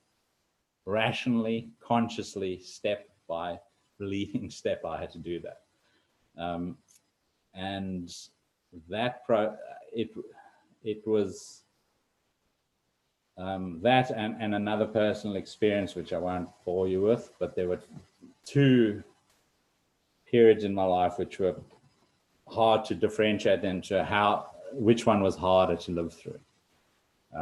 I survived both, and I'm much stronger for each of it. But but since then, I've not sought wealth. It's not in me. So other people are driven to seek wealth and can do great things with it. So I can make sweeping judgmental statements, and it's very easy to go through recordings and trip me up. And I will say, that caught me again. Oh no, it was it's almost like wealth by itself and wealth seeking isn't a bad thing. But it can, there's a minimum amount of wealth that you need in order to have a transformative experience. To have, it's like you had the luxury, right? That you at some point you had the luxury of and the freedom to kind of wander, right? So yeah. you said you were lost, but sometimes I would say that you were wandering around. And then through that wandering, like that, to me, that's the proper way of being, is wandering. Oh, it was, those painful experiences are incredibly fulfilling later on, when you realize what occurred, when you, at the time, you're not having a whole heap of fun, but then and some people never have fun during those, because nothing good potentially could occur. I was blessed in that things happened. I think it's a choice. You can no, actually no, it's not a choice, because the things that presented themselves led me here. And I will demonstrate that the things that led me here, I didn't have control over. Well, you can like have your claws in, clinging to where you were and resisting the whole time, and you can be kicking and screaming as you're drugged toward that thing, or you Yeah. I mean or you can have you can have a yeah. smile on your face and be whistling, as you go toward that destination. That's the choice. Sure. But at the time, you have no clue that there is even a destination towards which you're walking. You just know you feel like you're walking off the map. Yeah, right. You're off grid. You don't know where you're going. So that's the mystery, right? That's the geez, and but that in hindsight, I wouldn't change a thing. Right, but in that moment when you're being drugged, kicking and screaming to where you are now, you in that moment you could have examined yourself, done some self-inquiry, and asked yourself what you want. And if you are serious about it, you end up at a place where you start asking your questions like, do I want peace? Like, is that what I want? Do I want to? Yeah, but how do you know what you want if you don't believe your map's complete yet or right? Because you shouldn't trust then what you want. Well, in that state of mind, you have stress, you have anxiety, you have fear, you could be angry, you could have hate. And if you, through self-inquiry, you can say, is that what I really want? And sometimes you'll respond to yourself and say, I do want it. I want to be mad. But you might be lying to yourself when you say that. Yeah, but I mean, that presupposes that you have all the knowledge within you in which to make the not your truth, not being guided by your truth, but the truth. And of course, you'd be arrogant to say, I know the truth. Well, it's all all you can do is I know what I know now, and go with that. And I'm either going to break my leg on that boulder that I'm about to stumble over, or I'm going to sail right over it because I can see it, and I'm on the right track. Well, it's a spiritual battle. And I'm just thinking about what we were talking about Jordan Peterson last week, and he said he's had 3 transformations and he doesn't know if he could do it again. Well, that's when he says that's the clinging, being drugged kind of mentality. And so the thing is, but it sounds defeatist, right? So if you're fighting the spiritual battle within, then, and you win that spiritual battle, you all of a sudden are no longer clinging and suffering, and you are then, you're sailing toward the destination, and you can have the transformations every moment, every day. I mean, that's where you get to if you are possessed by a Holy Spirit, because you're no longer clinging and screaming and being drugged toward your destination, kicking and screaming. Well, I wouldn't quite say Holy Spirit. I'd say you're possessed by a powerful spirit, which you are happily going along with. Because there are people who get possessed by spirits which lead the world into very dark places, and they never had a doubt about where they were going. But they don't have peace. They aren't gentle. They aren't kind. They don't feel good. I mean, this is my belief, right? This is those people are tortured. They are tortured. And if you look at Jordan Peterson, he often looks tortured, and it's the spirit that is in possession. And you can tell that spirit to go away. And you can say, I don't want that spirit. I want a different spirit. You might not even know what a Holy Spirit is, but you can actually say, I'm seeking a different spirit. It's not that you're seeking, out there in the future, I have this goal. It's I want a different spirit in this mind of mine. And that's where you start looking inside to fight that spiritual battle. I hate I'm taking on like the teacher role, but I'm just trying to share what my experience is all. No, I get that. And I've heard this approach to life from different people, and I say good on you. I've never been tempted to try it because it somehow just has never appealed to me. And where I'm sitting right now is I have, and this could be the biggest mistake I'm making, and I might kick myself in 5 years' time and say, "Damn, I should have listened to Gavin," because if you know what I mean. But it's like whatever arm I'm on, that's just glancing off, and it's not getting through, because I feel like the path that I'm on is the right path. Otherwise, I'd be on a different path. Well, it's not. So at the moment, sorry, if I can just finish this last thought. At the moment, I'm not unsure about the path that I'm on, if that makes sense. Although I don't know, I'm not arrogant about where I'm going.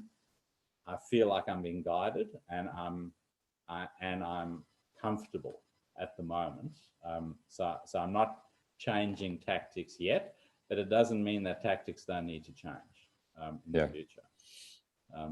I mean, I don't know your entire situation. I know from my experience that, I have a wife and children. I have coworkers. Like every point in my life, there's this opportunity for to be challenged and to all of a sudden have the things that aren't the Holy Spirit kind of emerge within me. And by and then by having as just part of my being in the moment, in the now, whenever, wherever that is, if I can maintain the Holy Spirit, attempting to allow it to possess me at every moment, it then allows every moment in my life, no matter what I'm doing, it allows me to maintain the identity. Like what Griswold, Grimm, and Paul are talking about is these different identities. I think that's wrong. Yeah. You want to maintain the identity of God, of the Holy Spirit, if you can. That's what your goal is to be in a perfect relationship with God. And then the hope would be you become a better father, you become a better husband, you become a better worker in your organization, or you might go seek a new job, whatever it is. To me, that's the proper way of being. Yep. Look, you've, I think I've said this to you before, that you've attained a level of self-awareness far in excess of what I had at your age. I've only come to the point where I can watch myself in my interactions with others and check myself and say, "Hey, what were you about to do? Why were you going to lob that rock into that, situation over there? That's none of your business. Step back." Well, I don't have it all figured out. It's a practice. So. Yeah, no, sure. But I'm saying that you can consciously express that. I couldn't do that at your age. Or I did, put it this way, I didn't do it at your age. It just wasn't part of who I was. And anyway, so I just wanted to point that out again. Now, before I forget, I was a bit of a bad recipient of a message from you. I didn't respond. You sent me a screen capture of something regarding Elon Musk, which I couldn't read it. It was too fuzzy. Okay. So if you want to read it out to me, share screen and just read it out. While you do that, I'm just going to grab a glass of water quickly. All right. Well, I'm not sure what this means, but supposedly Elon Musk said something like, "Great news, you guys. I will solve world hunger if you show me that it's possible." Yes. And okay. And so it's to me, there's a pattern. So I just started trying to embody some patterns that I see other people embodying. And this is what's beautiful is, like I told my wife the other day, at one point I felt like the world was on my shoulders, but as I see people embodying the proper way of being, it's relieving, because everybody can participate and attempt to embody the proper way of being. And this pattern of doing outreach, so you reach out and you offer to help, and then if they don't take up your offer, they're not serious, right? They're or they haven't developed. They're still immature, right? So it's kind of, those things are connected. And Yep. so that was a pattern that Elon Musk seems to be embodying. Like when he says, "Y'all want to," because he had his goal on Mars, and I was like, when he was doing that, I was like, "Why don't we fix this thing that we're on?" And Okay, but I know a little bit about that tweet just by okay, happenstance. okay, And so I'll fill in on the background. So there was a couple of people were on, let's say CNN, it might have been NBC or whoever. A couple of talking heads were talking about world hunger and said if we only had and this wasn't that long ago, and Elon Musk, Tesla had just gone above $1 trillion market valuation, and Musk's wealth had just grown by 58 billion in a matter of days. So the biggest jump in personal wealth in history. So he'd gone from being 10 billion ahead of Bezos or whatever it was to being 60 billion ahead of 68 billion ahead of Bezos. So I didn't watch this thing. So I've picked up a few little bits and pieces about what occurred. So because Musk's record spurt in personal wealth had just made news, one of these talking heads said, "Look, if Elon Musk would just donate 5% of his personal wealth, we can solve world hunger." So that was the context. okay. Then Elon Musk tweeted out, which wasn't included there, and it would have been in a separate tweet stream. He tweeted out some news where UN World Food people, staff, were taking donated food and eliciting sex from minors before they could receive the free food. So Elon Musk said, so you give out free food and this is how it gets distributed. It's leading to evil and pain and suffering in the world. So that was the subtext of the point he was making. If you guys can figure out how to solve this problem, I'm up for it. But fix this problem here. This is a problem. Okay. The fact that there is corruption and evil in the distribution process, which is making the situation worse. Intriguingly, 3-4 years ago, there's a little scandal in Tasmania where the school that my boys went to were involved with a charity in Indonesia where they were going on outreach programs. So these students would go during their vacation breaks and go and do charity work in Indonesia. And one of this was affiliated with an orphanage. So these 15, 16, 17-year-olds were raising money in the community and sending it over there. And it then came about through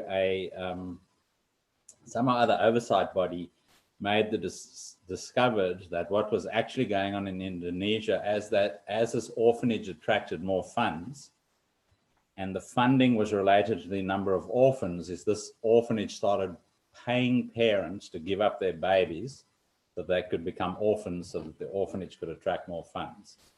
So that is an example of money literally corrupting families. So the availability of funding to an orphanage created more orphans, supply and demand. So that is how sick the world, how some really bad patterns. So that Elon Musk UN food program pattern and this pattern is just the state the world's currently in. Those patterns are right. And this is where transparency can help solve that problem. Like this is so that that it goes back to the idea of there's some things that are secret and there's some things that are transparent. You can do some transparency, especially your good works.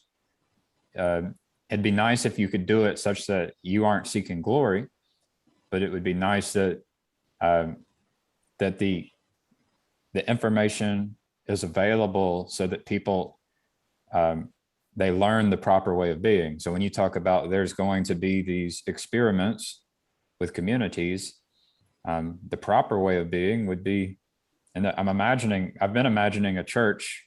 I've had a vision of a church a long time ago, but it's like, I could imagine a church that is essentially like a giant warehouse that has paintball and rock climbing and singing and dancing, and you could have it all live streamed all the time, and everyone, and it doesn't have to be a church, but the point is that the rules, um, the processes, the procedures, they're going to change the way people behave. And if you live stream it, it's information collection, it's data collection that allows for analysis, such the rules, the processes, and procedures can be updated. And I know your claim is that people, it depends on people aiming correctly and the proper way of being. Yeah. And but that can be part of the processes, the protocols, procedures for allowing people to gain entry as well. Like only, yeah. So there, all of those are experiments that can be run such that the proper processes can help identify the right people and the right way of being. Yeah. As So individuals and as a community. That's where you and I diverge. That's not my vision at all. Yeah. Because the vision I mean, I'm seeing, and this only Can I try to- comes because I believe that the spirit is about to enter the world. Yeah, can I try to explain your position? Not yet. Okay. I don't have the. I'll waffle too much, and there are also certain things which I need to say which I can't say yet. Okay. So I'm going to play the mystery, thing a little bit longer. But so I have a firm belief that the Holy Spirit is going to enter the world, and that's the only way that this is, that people need to be transformed. So yeah, and that drive to be good has to be internalized. So there's, I don't know how much things diverge. So it's like when I try to imagine the creator and the creation, I can imagine it from the perspective of I create a simulation, right? And then so I would be the creator creating a simulation, which there potentially could be done in this world. And so when I say that there can be rules, processes, protocols, procedures, and transparency built into a system, I could just as easily imagine that there's a creator that has rules, processes, protocols. Yeah. I mean, so you could end up. Yeah, sure. Yeah. That's the model. That's what the Bible. So essentially, God knows your every thought, word, and deed. And if people believe that, then they know they're being watched. So you don't. Right. So you don't need human overlords, enforcing tyrannical rules. It is because the entire community accepts this as true. Right, but you can actually create an environment where people are being watched, right? Yeah, so, sure. I mean, China's going for that. China's not doing that. China's watching people. They aren't watching everyone. So the key difference is that, like, I've heard this one guy call it radical transparency, but if there is a people that's in a group that doesn't allow the transparency, but is forcing everyone else to be sure. To have surveillance, then that's not the proper way of being. Yep. The proper way of being is that everyone is having transparency, right? That everyone is sharing the information. Yeah. But so China's not doing it properly. Yeah. So, but at the end of the day, where does the watching start? Where does it end? Does it come into your bedroom? Does it come into your bathroom? Does it sit there in the toilet with you? So that all of that watching is happening in the heavenlies. It's not. So the prior me scoffed at the notion that any of this was real. I now firmly believe that it is real. I've flipped 180 degrees in terms of this view. As what I scoffed at before, I now find, yeah, that's true. Well, I mean, I would welcome like that the good creator marked everyone that was good. And I would favor, a mark that maybe the mark it actually changes, like it changes color as the spirit changes within you. I would favor that kind of. Look at all the flawed characters he's marked in the past in the Bible. Look at David. Look at, it's other than Jesus, everyone else was flawed. So that's his work is to come and fix the brokenness. So, and I'm one of the You know, broken. so Jesus was a baby at one point, and I imagine he pooped his pants just like everyone else when he was a baby. Yep, and he, So you know, so I don't even know if Jesus was perfect.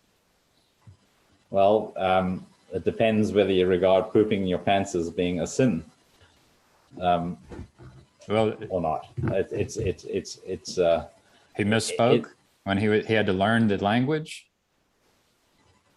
He had like, well, we weren't there, right? And we don't know what it means to walk with God. Some I of us mean, get the tiniest little glimmerings of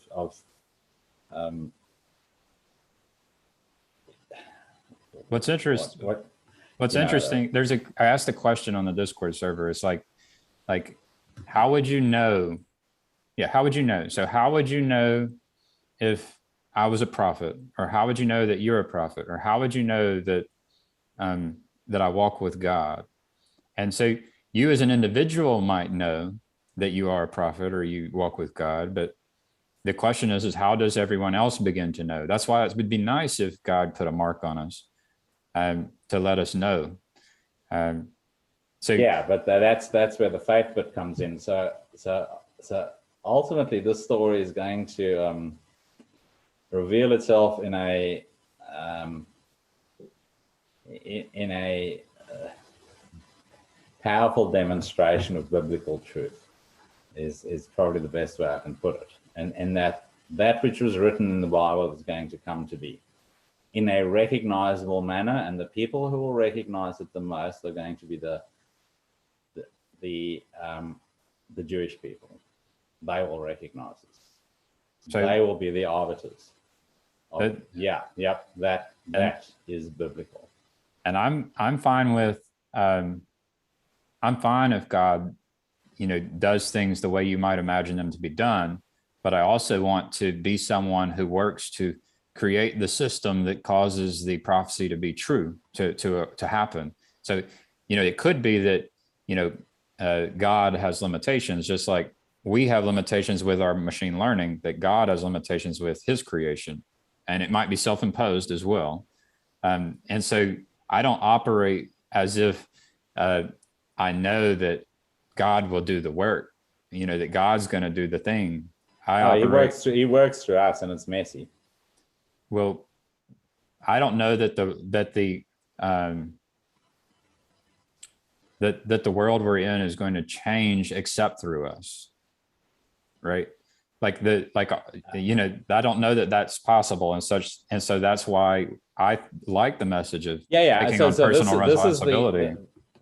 this is the challenge, right? Is that which I'm alluding to, um, is I believe can be demonstrated to be that which was prophesied has come true, and that unless you're and what is also going to occur is that instead of this fragmentation of multiple principalities scattered all over everywhere, is that there's going to be a grand separation of two camps, the sheep and the goats.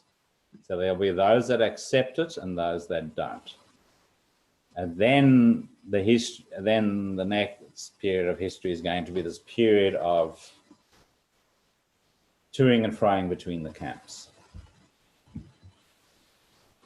It seems like there would be when you say those who accept it and those who don't, I would imagine there's multiple interpretations. So if so, you know, the Yeah. the fulfillment of prophecy, it can be interpreted as a fulfillment, and so that it could be there's a fulfillment of which prophecy. There will be some people who say it's the fulfillment of mine, and others will say it's the fulfillment of mine. Yeah. So I think so the best case that I'm envisaging is those that accept it, which will be a big group, and those that don't. And those that don't will presumably have scattered multiple reasons for not accepting. Because the in group will accept it, and the out group will have their reasons, multiple reasons for not accepting. And that will be an internal judgment rendered.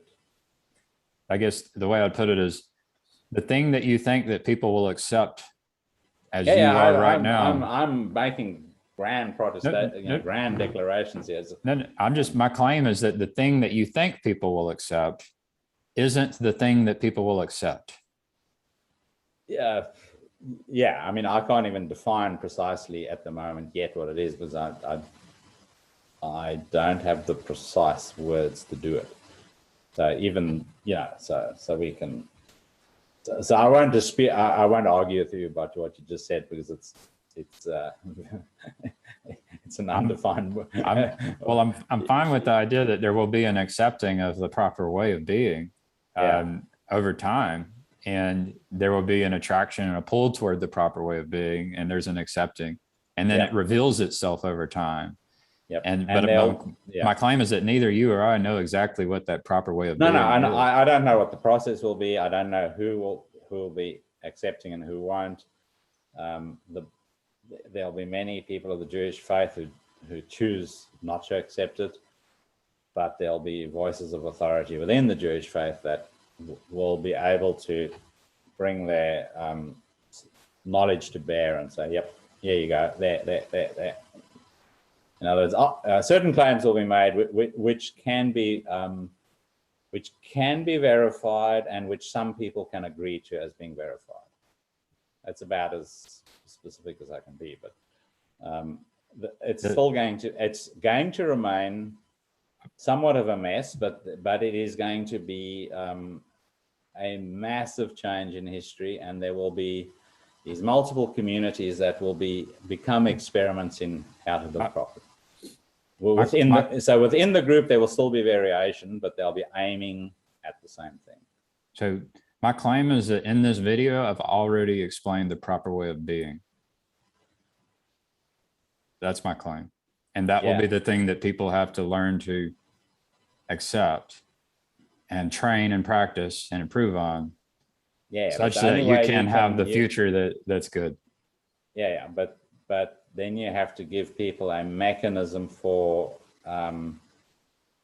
finding the ultimate thing to aim at. And I don't think you've given that.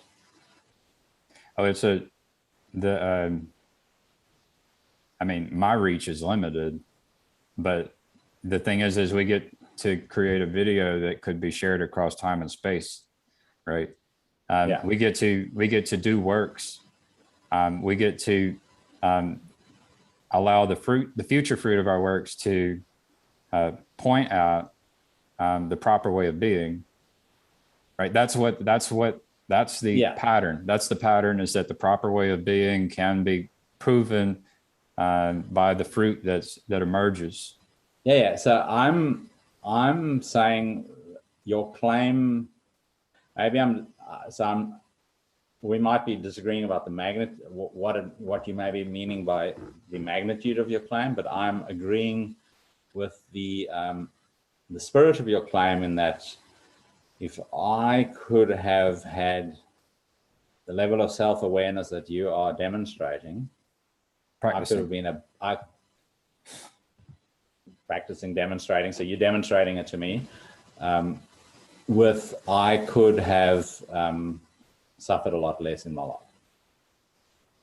If the people thousands of years ago were doing it properly, we would already have the kingdom. Sure. So that I don't think that the time and the place is set. I think it depends on people behaving in the proper way. The time and place is set. In my worldview, the time and place is set because it needed a specific knowledge. It needed a series of things to happen. So A is the world has to be on the brink of catastrophe. You have to know that you're on the wrong path in order to accept that you need to change. So the world needs to know that. I think every individual can have that experience in the microcosm of their life, And that's what this world allows. And it even may allow it for like aliens, like, and then aliens could have already gone through this process and pattern in the past. And like, in this existence, there's a pattern of being that we can learn from in our life, in our experience, that's available to everyone for all time. Yeah, but if you're in the cabal, if you got billions in the bank account, why would they listen to you? And they're going to keep influencing people with their wealth and their power and demonstration of what the good is to subvert the message you're sending out. So I believe that they are tortured. They live in hell. They Sure, might be riding a jet ski. But they are influencing people, and we are not. We are influencing people slowly. Yeah, little by little, and we're going to influence them. We're going to influence. Guess who we're going to influence? Elon Musk. That's who we're going to influence. That's how this. That's how this gets pushed into relevance. Yeah, let's bring it out of the heavenlies back to earth. Then. Yep, that's how this is. That is the game plan. So we have a due date. I was looking at this morning of December 1st to register. Register for the preliminary prizes. Yep. Right. Well, I don't know. Like, there's registration as a team. I don't know when that closes, and then there's the registration for the final prize, which is later. Well, there's also I'll pull it up. It's So yeah, it says team registration opens April 22nd, 2021. There is no team registration close date, but there is a milestone registration deadline of December 1st, 2021. Yep. The milestone judging is February through March of 2022. Yep. So I think we need to register a team and think about the milestone registration in the next 2 weeks. Yeah, we don't want to leave it till the last minute, but we got register a week in the team in the next week or two. Right. But definitely by 2 weeks' time, you're going to ask me, Jason, is it done? I'll say. Right. This is the thing where if you don't do it, I'm just gonna hijack it. You're gonna dump me like a hot potato. No, I'm gonna hijack it and take my $400. I'll take my $400 and say, here's someone else's idea. It's all good. So we will we're registering the team. And by all means, register your own one if you want. No, I would just be pointing at the thing that I helped the website that I helped put into the public space. I took your proposal that was in a Word doc and transformed it into a static website that's available to the world. That's all I did.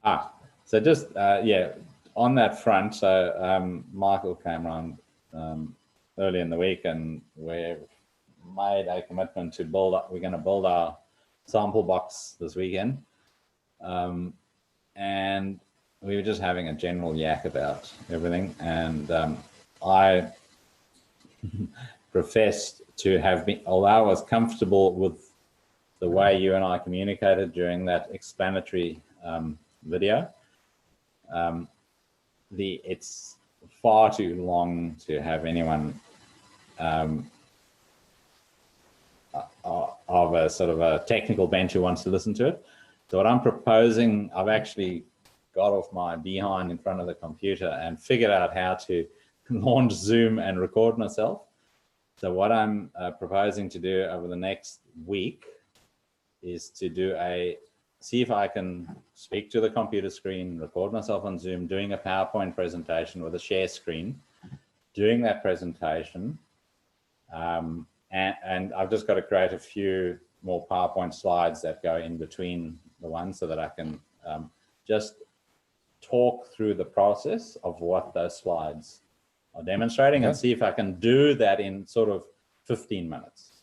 Yeah, that's a great idea. I'll send you that video because I hate watching myself, so you can then critique it. And if you want to repeat the process and see how you go, because I might end up, I find talking to you, I can communicate naturally. I don't know how I'm going to appear when I'm not looking at your face. Yeah. So it may be a stilted presentation, in which case someone else is, you or Michael or whoever, your wife, whoever can do a better. If we find someone who does a better presentation of the same material, that I have no issues about it. But yeah, so the presentation, the idea is to condense that down. And if you find that's acceptable and you want to perhaps do a response video, if you feel that can add value, you can do a response. You can do a response video to my presentation where you might clarify certain things that you felt was weak, and then we can add those into the website. Yeah, just doing that will allow you to practice your pitch essentially. Sure, and then that should get better.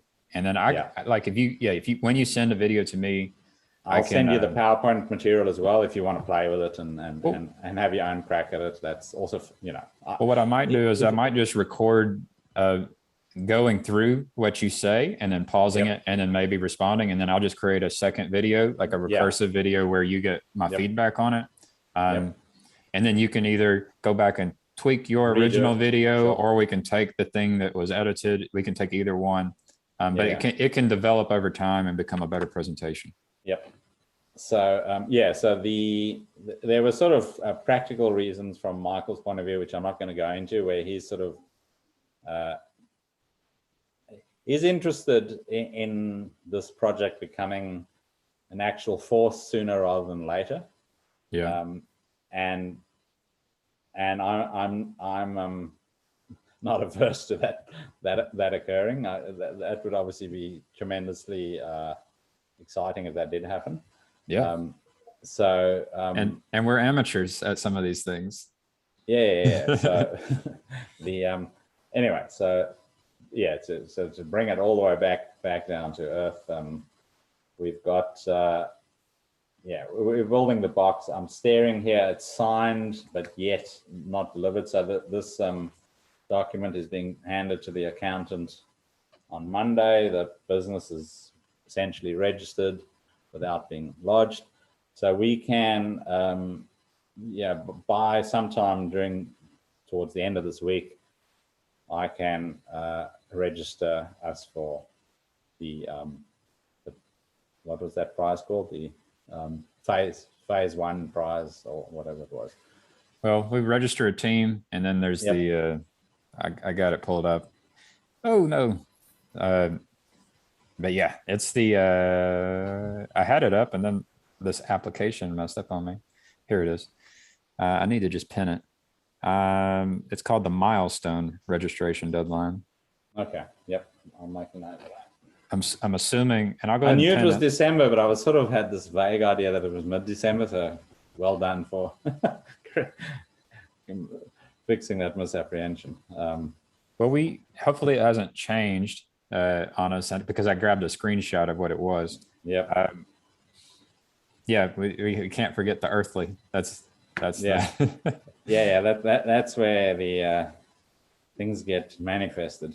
Yeah, I could be, for example, writing a story about Jason who has the solution and all of that, and it would not be the earthly. It would just be a story about about a different realm. That's fiction, science fiction. Exactly. Yeah. So we just depend on other players and participants and characters, and we hope that we're hoping for that there's an author, that's a good author.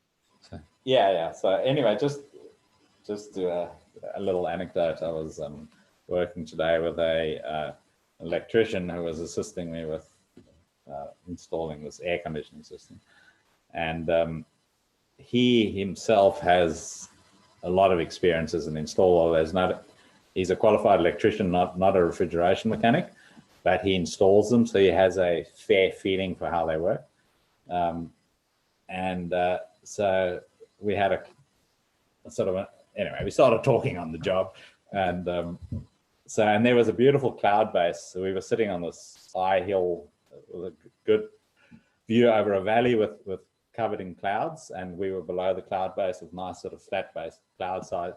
I looked at that and I said, well, yeah, let me share some. He asked me what was I doing this weekend. He was going to go diving, except we've got bad weather coming. So I knew it. So I knew he had experience of temperature stratification in water, because you get a great sense of that when you're scuba diving. You get the warm water up at the surface and colder water as you dive down into the depths. The thermocline. Yeah. So he has a feel for that, and he understands refrigeration principles. And we had the view of the cloud, so I had all the elements in place to make a quick pitch as to how the CHE worked, and I did it in about 10 minutes, and he got it. He was just, his mouth was agape. Yeah. He should have been live streaming. He totally got it. So that was like this pitch, 10 minutes, and he got it. I landed the plane because he had all this prior knowledge, which I didn't have to, which is when we, doing this stuff online and you're building a website now, what level of knowledge do you assume your audience has, right? So that's the problem. That's the problem we face. Yeah, it's so much easier to teach someone if you know the student and know their experience level. Yeah. You can really cater the lesson to their experience. Exactly. And so that was a very rewarding experience. That here was a guy who didn't know anything about the CHE, but I'd pieced together enough of his personal knowledge to say, I think I can do this. And we had the benefit of a beautiful cloud base to show him a visual demonstration of the lapse rate, right? So I got it all, and it just like 10 minutes and landed the plane. So that was a good feeling. Lapse rate's tricky. So it is, but when you either have in winter, if you have a snow line to point to, which is actually a better, clearer view than a cloud base, because people can relate more to the physics of snow than they can to the physics of clouds. In my personal experience, if you're a pilot or something like that, you probably get clouds very, very well. But my intuition about the reason why that happens was not lapse rate. My intuition was like a more naive idea about the density of the air, such that the thermal energy was radiating through the molecules and losing energy as it moved up into the atmosphere. And and that's different than lapse rate. And lapse rate is like correct. Lapse rate is expansionary cooling. Right. That's the thermodynamics. The thermodynamics with pressures is a more complex idea than the thermodynamics of energy being transferred across molecules. And being hotter at ground level and space is cold, and you've got this change in temperature profile as you go from the surface of the earth right to the upper atmosphere, because it's cold up there and it's hot down here, and you expect a lapse in temperature just because heat is leaking from the hot place to the cold place. But it's not that. It's the expansionary cooling is the primary driver of that in the air.